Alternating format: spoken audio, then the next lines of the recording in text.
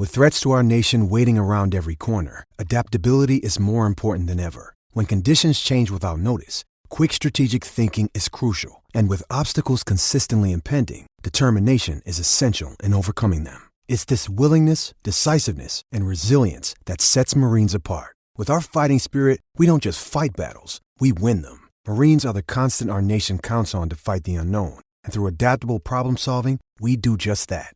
Learn more at marines.com.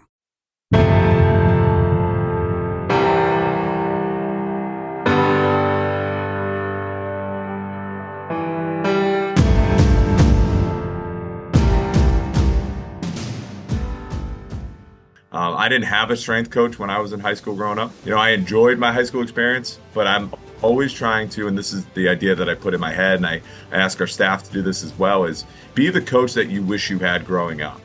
In the world of strength and conditioning for football athletes, the emphasis has shifted towards a holistic approach that goes beyond traditional weight room workouts.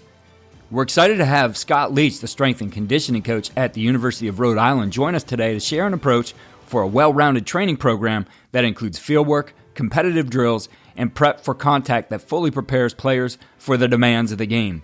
You'll find that his approach is fun for the players, gets them coming back, and also helps you build your program in the offseason.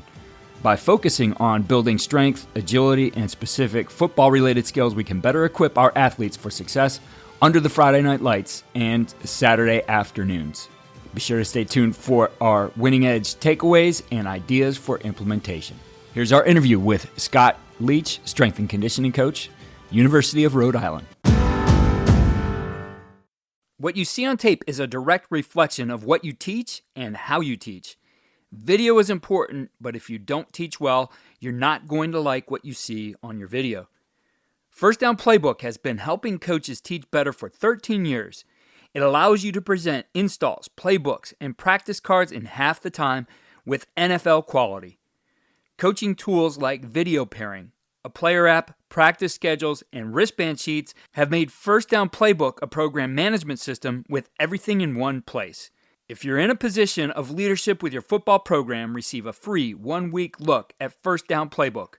Call them at 512-814-6158 or visit them on their website or social media. Mention Coach and Coordinator Podcast or use the coupon code COACH24 to receive a $100 discount off the normal $700 First Down Playbook team membership price. Links and the phone number are in the show notes. As coaches, we know that some of the biggest hurdles to our team's success can come from off the field. Your team needs support to tackle the endless list of expenses, uniforms, training equipment, travel, and more. But raising that money can feel like a full-time job. Thankfully, there's Vertical Raise.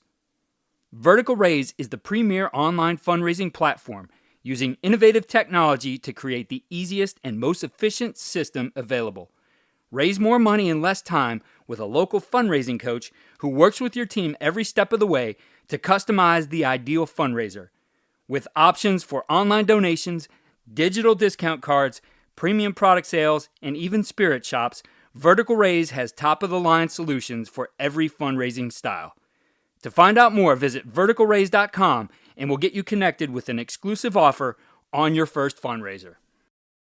A couple weeks ago, we had Scott Leech on as part of our clinic series and something he did for Lawrence First and Goal, and was really impressed by the way he was thinking about strength and conditioning in offseason, and especially some of the things he was talking about field work with your players. And so we're at the time of the year now, especially where if you have been restrained to the weight room because of the weather or, lack of space in your building, whatever you might be doing, it is time to start thinking about what can we do to get these guys truly ready for the Friday night lights. And while it is important to build strength, and we're not going to have them bench pressing on a Friday night. So we gotta look at all the different things we're going to do. And we're going to talk about the importance of making all of this fun and really keeping kids in your program. It's easy to lose kids today for a number of reasons, but if you have something that they love coming to every day, that's certainly going to help your efforts. So joining me is the strength and conditioning coach at the University of Rhode Island, Scott Leech. Scott, great to have you here. Appreciate you having me.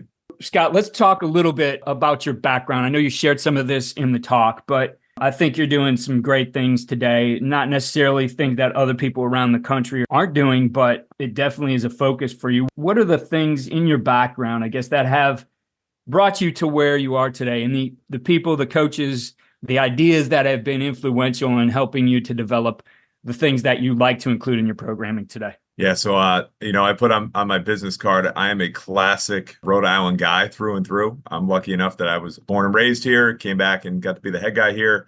And if you ever meet people from Rhode Island, right, the smallest state, but we have the biggest chip on our shoulder. So I am constantly out there trying to be the underdog that overachieves, and I'm trying to just provide the best experience we can for our student athletes. High school football in Rhode Island is not the biggest thing in the world. Obviously, it does not compare to Ohio, Florida, Texas, and all that, but it's still there. It's still a thing. I didn't have a strength coach when I was in high school growing up. I enjoyed my high school experience, but I'm always trying to, and this is the idea that I put in my head, and I ask our staff to do this as well, is be the coach that you wish you had growing up. And I think we've all been through, especially I can't believe I'm saying it now. I'm getting a little bit older here, but us older coaches, like we went through those kind of dog day, 2-a-day, 3-a-day practices. I did that in high school. I did that in college as well. And I think we're learning now. I think we're having a better understanding of there's a better way to do things. I'm not saying that way was wrong. I think hard work is something that we don't do enough of these days. I think kids need to understand that. Expectations, accountability, those are things that kids these days struggle with.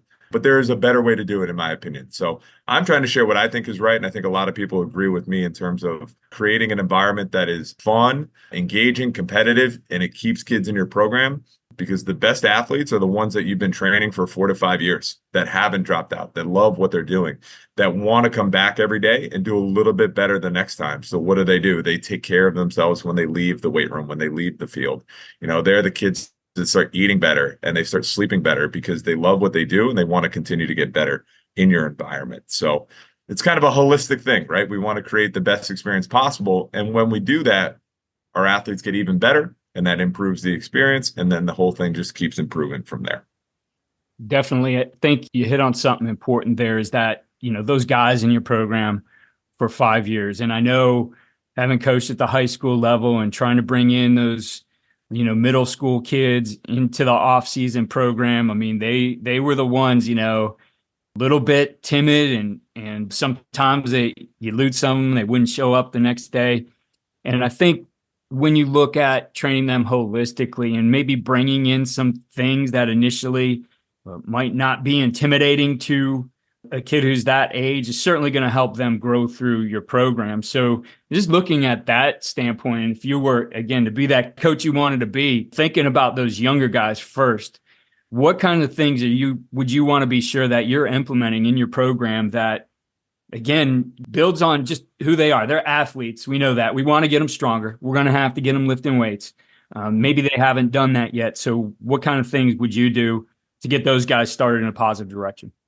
Yeah, so this works with middle school to high school, and I'll tell you, it still works at the college level for us. Example I'll give you. So we have a couple on our roster, but we have Rhode Island football Gatorade Player of the Years that have committed, that come to school at URI. But it's a situation, Rhode Island football, again, if you're the best player in the state, you are a big fish in a small pond. Now you come to college football, you play 1AA, you play in the CAA, which is arguably one of the most physical conferences in the country. And there's such a change and such a gap. And it doesn't matter if it's high school to college, there is a level of play that increases. And things that you start seeing is like those big fish are no longer big fish. So what's going to help them bridge the gap and become a better football player? For one of our, high school player of the years, he's an inside linebacker. The difference in how you track and close on an athlete at the college level is very different than when you're in high school.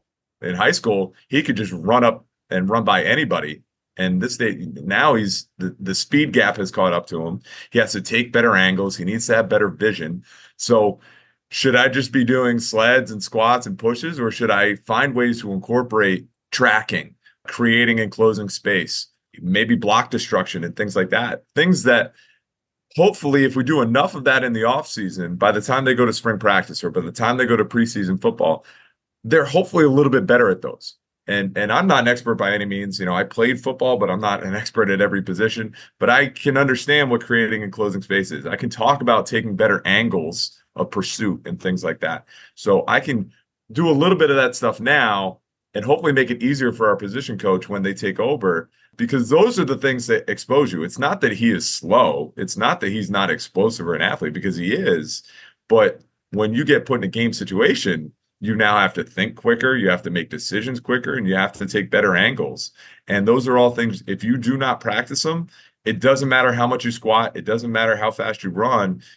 Those things take time to get better at. So we're always trying to find ways to incorporate competition to get the most out of our athletes, but also reactionary stuff, tracking stuff, vision stuff, and creating and closing space. Those are very important things. There's another clinic series segment we put up from Lawrence First and Goal, and a guy I think is one of the best in the business at teaching tackling, Vince DiGaetano, said if there's one Coach Diggs. Yeah, Coach Diggs. Yeah. Thing he would work is like, initially getting guys to understand how to close space, right? That's going to make a huge difference in the tackle. And what's neat about the things you do, and make sure you guys follow Coach on Twitter, X, however you like to refer to it these days. Just always show some good stuff on things they're doing on the field with these drills. And, you can start to train these things right now without thinking about scheme, things that will apply later when you layer in that context and the things that matter to your X's and O's. But skills like tracking, like vision, like closing those spaces worked right now. And he's always doing it in a competitive situation that are going to make a difference. So could you give us some examples of some of those drills you like to utilize in teaching these skills? Yeah. So the way I organize our training too, we have 3 days on the field. One day is a short sprint acceleration. One day is more of a top end speed, bigger spaces. And then one day is a change of direction. So it's got to feel lateral. It's got to feel like we're moving more than just a straight line. So I always have those in mind. And then I say, okay, what drills do I have that kind of meet those goals? So a drill like a push-up sprint chase race, depending on the distance, is going to probably be a short acceleration type drill. So we may start with, say, hey, you're both in a push-up. On the whistle, you're both going to get up and race. You're trying to tag the guy in front of you.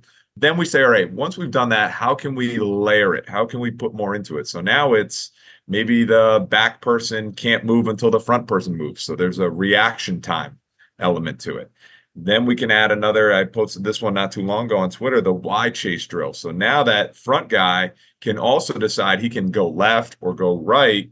And one that gives that guy a chance to make a decision on full speed. Okay, I need to go fast. And when I get to this landmark, I'm going to plant and cut right or plant and cut left. I'm going to do a little hezzy step and then go. But they're thinking about these things at full speed. Before it was just get up and run as fast as you can. Anyone can do that. Now it's, can I run and can I also set this guy up behind me so that he doesn't, catch me when I make my break. So that's a simple way of like, let's layer this. Start with something simple, straightforward. Then you can add a little bit more of a reactive component, and then we can add a decision-making component as well. The other one, my go-to classic, is called one-on-one in the box. So 2 guys back-to-back on the whistle. You both go around a corner. Some of our football coaches, I've seen it called 3 blind mice, where you have 2 guys versus 1 offensive guy, and you try and vice the situation. Sometimes we just do one-on-one so that we can see, can the defender close space? Right? Can they keep this person in front of them? If we have sidelines, depending on the situation, can they use the sidelines appropriately to their advantage? Or are they giving up cutback angles and things like that? And then as an offensive player, they go around the cone and then they need to make a decision quickly based on who they're going against and say, what is the best tool in my toolbox that I have to score a touchdown right now? Is it to beat them with speed? Is it to set them up, decelerate, and then reaccelerate? Is it to potentially try and hit a cutback? Is it the second or third time through? If I've beat him with speed twice, maybe I've set him up for a cutback on rep number 3. So there are thoughts, and again, there's certain things like if you're going against a certain guy and you've watched him in line and he struggles with a certain thing, he can't defend cutbacks, he over pursues. Now they're paying attention in line and saying, oh man, if I get that guy, I'm going to hit him with that, and then I'm going to come back this way. So for our guys, they love that because there's so much of that mental process going on that happens in football, right? And then we can talk about, hey, he set you up right there, but you needed to continue to close space. You stop moving your feet as a defender. Next thing you know, you're going to get scored on. So, and then we'll do that. We'll do that in a square. And then sometimes we'll set that up as like, I love setting it up as like a bubble screen or an alley screen. and then have, your inside linebacker has to run out, and we'll do the opposite. We'll take a corner and they have to come in.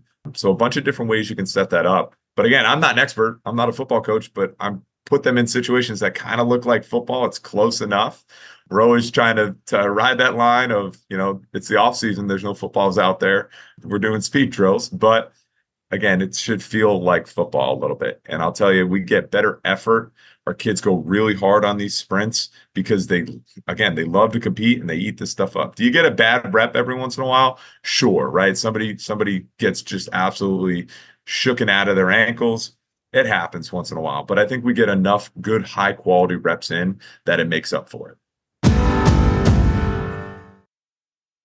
I've got a few follow-ups and some of the things you just said there. One, you did mention something a little bit more scheme specific with, something like a bubble or a tunnel screen or something like that. So I'm sure you're looking, maybe even communicating with the coaches on what are some of the more difficult types of things that, require that athleticism. Those things, especially, before we got to talking, I said a lot of what you do is train what happens after that arrow runs out, right? We draw that arrow on the page, but there's always a lot of stuff that happens after it. And we work hard on, all right, how do you run this line? How do you handle everything on this line?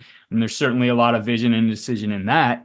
But after that line runs out, you got to go be a football player. And I know that's some of the things you're developing too. So scheme specific or concept specific, what kinds of things do you feel are very difficult that you can get better at, that you can help your team get better at, even though you're not teaching the schemes around them?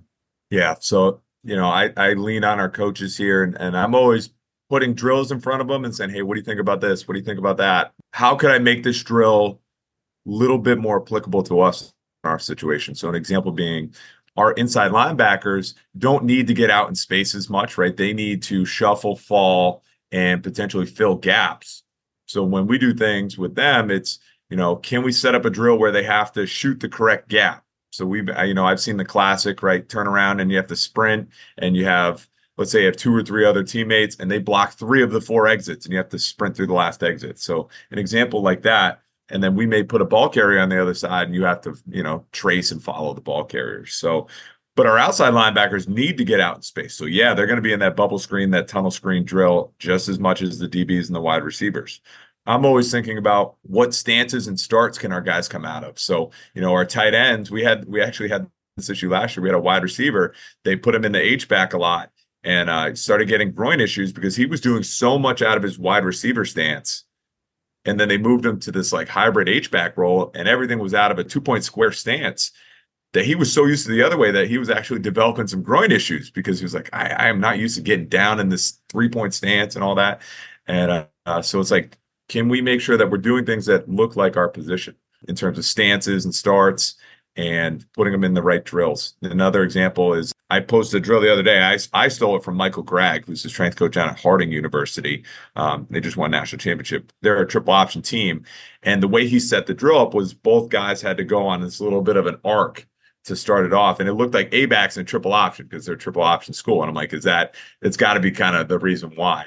Now, for those guys in triple option, it makes sense, right? Kind of arc this thing, or, it's a toss kind of steps. But then for our offensive line, I looked at it and said, hey, I know you guys skip pull, right? So let's do a skip pull to start, and then it's a race and chase from there. So for them, adding a way to incorporate something that they do at practice, something they should be working on, and we can incorporate it into our drills, makes that drill a little bit better. Could I do it just by saying, hey, turn and run and go? For sure. But just a little bit of that makes it feel a little bit more applicable for them.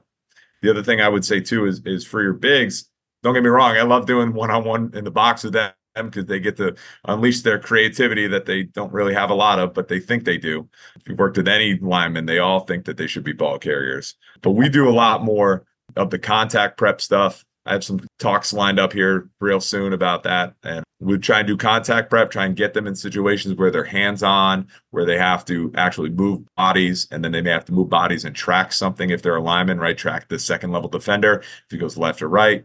one of you has to branch off and go get them. And then for our D linemen as well, right? Contact prep and then also hands. And, I'm not a martial artist by any means, but incorporating some hand swipes and things like that for them. Again, more practice of that to bridge that gap from the end of the season to the start of the next. Those are things they can always work on. The big men was what I was going to ask you about. The other thing was something you said there, working on positions they're going to be coming from, right? And we could go back. Let's go back to like when I was in high school, a very long time ago. You had the weight room and you might get out and run some sprints in the spring, and then, football season hit and you really hadn't worked any of the skills. 7-on-7, I don't even think was a big thing back then, right? Like now all of a sudden you're putting these guys in different positions that the body, the way you're talking about, starts to become conditioned for that. So I imagine there's a lot of injury prevention because that you're starting to train these things way earlier than we used to. Like, and I went to high school in the 1980s, but that does make a difference. For sure. So with contact prep and things like that, we talked about when you put a helmet on for the first time after taking some time off, right? You're sore for a couple of days putting the helmet back on and moving around with it. So what did we start doing? We started doing more neck training, right? So that our neck wouldn't be as sore when we put a helmet on. What still happens? Your neck is still sore from carrying that helmet around for it does not matter. But if you put yourself in situations, same thing for our offensive linemen. Like if you don't move a body, you can push as many sleds as you want, you can lift as many weights as you want. But if you don't move bodies, something that's going to fight you to move back and work some different types of muscles that a sled can't mimic. Don't get me wrong. I love the 5-man, but honestly, once you get that thing rolling, it's really not that hard. It's different than a body sitting in the A gap that doesn't want to move, and you actually strain and drive and get some leverage on that thing. There's a different type of muscle, different type of pattern that works. We all have those kids that can bench, well, maybe not all of us, but some of us have those kids that can bench 400 and they can move the sled for days, but then they can't move anybody out of their gap. So things like this contact prep, one, it reduces the amount of soreness they're going to experience by the time they do go to preseason camp. They're a little bit more conditioned for the task that they need to do, which is move bodies. But also they're hopefully getting a little bit better at some of those skills, or at least getting a little bit more comfortable in that feeling. That's where I think for high school athletes and middle school athletes, if you didn't play a lot, some of this contact stuff is really good to kind of get over that fear and get over that and teach some of those leverages. It's me versus the wrestling coaches, and they're all join the wrestling team. And don't get me wrong, I wrestled in high school, but let's say you don't want to do that. You should still work on some of this stuff in the off season. So let's dig into that a little bit for a good example here. The strain and drive, obviously a huge thing for offensive, defensive linemen, winning the gap, whatever it might be. What kinds of things are you working right now to, again, help prepare them for those kinds of things that they're going to do when they hit the field in August, September? Yeah, so we use a variety of different contact prep drills. So you can start, and the way I layer this out, you can do floor exercises, which is your bear crawls, your crab crawls, your tumbling and rolling, which I think is underrated. Think about how many times a body hits the ground or somebody falls, and we're always impressed when we see one of those linemen like stumble, fall, and they do a somersault and they get right back up. It's like, as silly as it is, those things need to get incorporated and worked on. And I like to think that doing some of that early on is going to pay dividends down the road. So we go from that to partner stuff. So it might be bear hold partner pushes. It might be overhooks and underhooks. It might be, we tend to, as we get closer to the season, we'll do more long arm or one arm type stuff. We'll do lateral stuff. So it's a almost like a double team block where it's lateral push to move.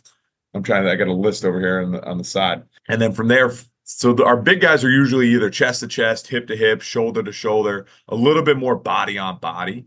And then for our skill guys, not saying they can't do these things, right? Because I want my wide receivers to be able to block on the perimeter, but we'll do more things that also involve wrists and hands. So it might be I grab one wrist, you grab one wrist, and we're both trying to touch the other guy or poke the other guy. We've done the same one where it's each guy grabs a wrist. There might be a tennis ball in between the two of them, and they're both fighting to grab that tennis ball. So things that involve the wrists and shoulders, again, for the skill guys, a little bit more away from each other makes sense. But also, I think it develops some of that shoulder strength and some of that resiliency, you could say, that don't get me wrong, I love bench press, but that's not enough. They need to do some task and football specific things to get stronger. I don't want to leave it out of the mix, and I'm sure your special teams guy has a lot of things he'd like to see worked. Those big space plays, guys running around having to find a body to close the space on and block or avoid a block or make the tackles, etc. A lot happens there. What kinds of things, I guess, are really incorporated to help start to develop those kinds of skills? And probably, as coaches are watching it, they could see, yeah, this guy might be able to be pretty good for us on teams.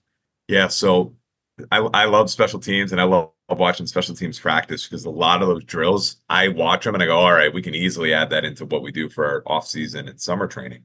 So one of our favorite drills is guy runs down like it's punt. So he gets down there, he runs, we'll set up a hoop.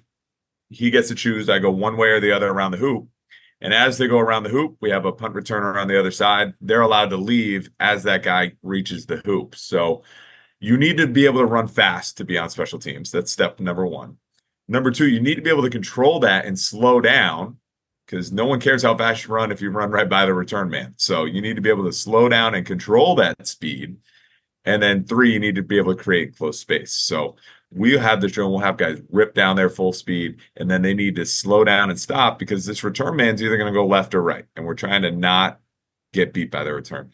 Now, for our return man, this is a very lateral drill. It gives them an opportunity to be creative. But at the same time, if you're the punt return man, there's not a lot of options for you, right? It's a left, it's a right, and you got to get out of there and try and get positive yards. So we'll do some drills like that. And then sometimes we'll set up drills where they're running down, and we'll set up a guy with a shield or hold something, and they turn.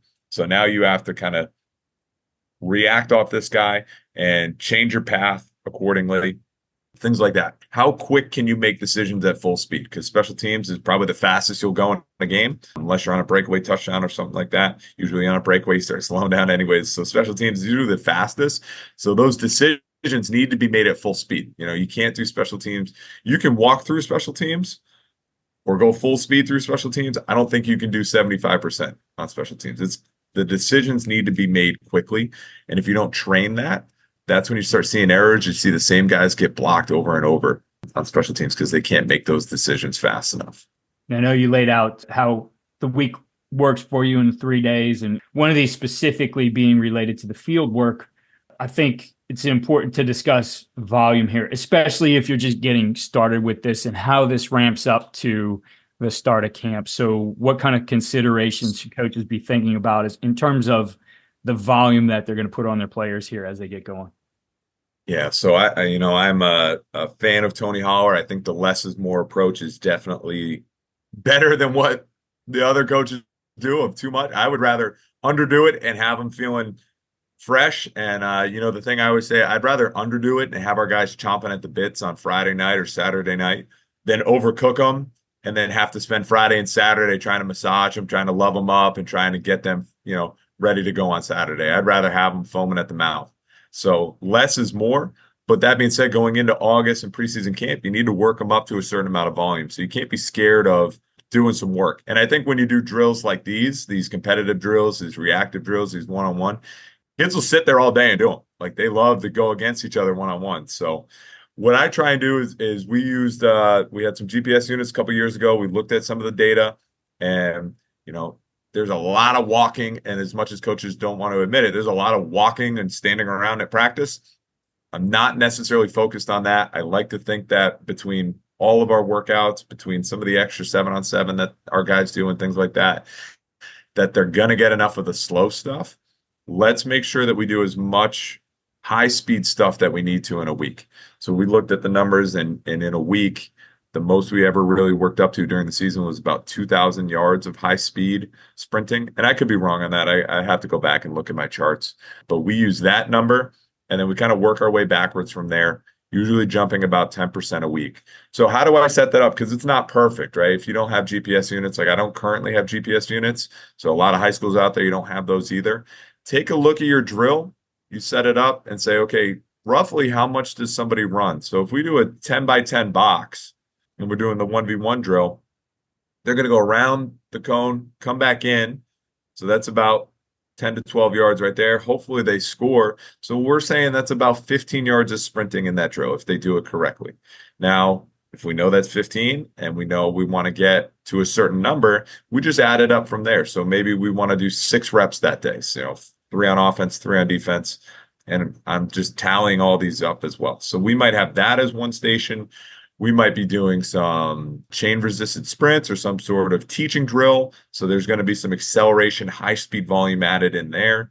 And then sometimes in the summer, I do still supplement with conditioning, but it's very high intensity. It's 7 to 10-second sprints, usually about 25 to 30 seconds rest in between, just to make sure that we're getting to that number. I want to say it was 2,000 was our kind of average number across all positions of high speed yardage we want to get to. If we hit those numbers, I feel really confident that they're going to be able to handle the first couple of days of practice. Awesome. Those are some great guidelines there. As we finish up here, Coach, I know you have some resources out there for coaches. I wanted to be sure that we shared those here on the podcast. Where can they see some of your stuff? Where can they learn more beyond following you on Twitter? Yeah, so Twitter. Instagram is probably a little bit more just the highlights. Like I love to show off our guys and show off some of the training stuff we do.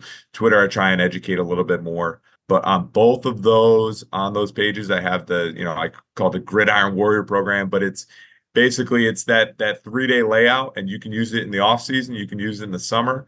But what does that look like from not just the competitive stuff that we talked about, but what does your acceleration look like? How does top speed layer into this? How does jump training pair up with what you do for speed training? Because I think you need to do the right jumps on the right days to pair those things up really well. And then also, what does our conditioning look like? Because we talked a little bit about contact prep. We talked about these competitive drills.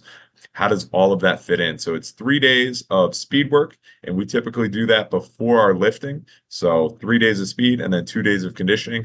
And it's a 12-week program, and it's all laid out, sets and reps, everything's on there. I think there's over 100 videos on there as well. And it's me. And if you don't want to hear my voice, then don't get it. But it's me showing you a drill and then talking about, how do we set it up? What are some coaching points? What are we trying to look for? What are we telling the kids? So all these drills, you'll have a sense of how do I set it? How do I run it? And hopefully it gives you some ideas and some creativity of, I'm not saying drop everything you're doing and do this instead, but maybe find some drills that fit into what you do already, what you do really well, and hopefully you can make it a little bit better. The other piece I have is a lot of coaches have been asking about the contact prep stuff in particular. So that'll be coming out here in the near future of, how do you take somebody who's never done contact prep before? Like, I'm not immediately going to throw them in and say, all right, you guys are sumo wrestling in the ring, let's get after it. How do we build up to some of the more advanced contact prep stuff? What does that look like? What are the benefits, especially for coaches that have never done it before, never seen it before? Why would you want to include that into your summer training or off-season training? So that's coming down the pipeline too, but that, again, will be on social media. So it's all out there.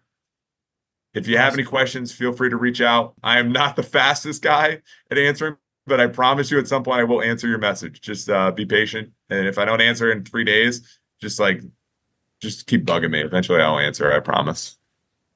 We'll put Coach's links in show notes. Make sure you check those things out. Coach, it was great to get you here on the podcast. I really enjoyed that clinic segment, and I'm happy that you came here to talk to us more. So thank you for your time, and good luck to you guys in 2024. Heck yeah, appreciate it. Thank you. Here are our winning edge takeaways and ideas for implementation. 1. Incorporate a mix of strength and conditioning with field workouts. Coach Leech emphasizes the importance of combining strength training with field work activities to prepare players for game situations. You can focus on drills that improve speed, agility, reaction time, and decision-making to enhance player performance on the field. 2. Emphasize competition and fun in training. Creating a competitive and engaging environment in training sessions can help keep players motivated and committed to the program. Coach Leech pointed out that reps and output from players in competitive drills is much better than drills not involving competition. And 3. Gradually increase volume and intensity. When structuring training programs, gradually increase volume and intensity to prepare players for the demands of the upcoming season. Monitoring high-speed sprinting yards, implementing contact prep drills, and balancing speed work with conditioning can help players build the necessary skills and fitness levels while reducing the risk of injuries. Be sure to follow all we're doing at coachandcoordinator.com. Sign up for our weekly tip sheet, which runs down the best ideas shared each week. And follow us on Twitter at Coach K. Grabowski.